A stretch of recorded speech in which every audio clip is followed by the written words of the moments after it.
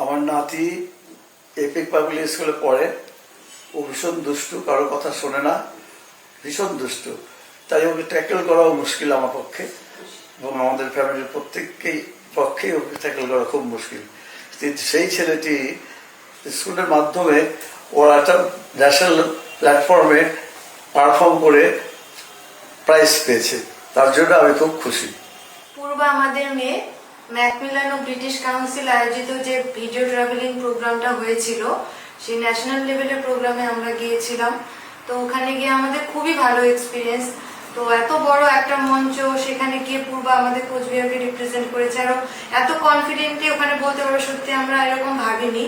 ওখানে এত এত জ্ঞানী গুণী ব্যক্তিরা ছিল, ওখানেও নিজেকে যেভাবে প্রেজেন্ট করেছে, তো আমরা খুবই খুশি। আর ওর জন্য আমাদের এই মঞ্চে যাওয়া, তো বাবা মা হিসেবে আমরা খুবই গর্বিত।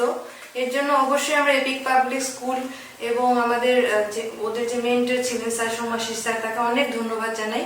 আর ওনাদের জন্যই, ওনাদের প্রচেষ্টার জন্যই আজকে আমাদের এই পর্যন্ত যাওয়া। আশা করি ওরা পরবর্তীতে আরো ভালো করবে। এপিক পাবলিক স্কুলের সবাইকে আগামীর জন্য অনেক শুভেচ্ছা জানাই।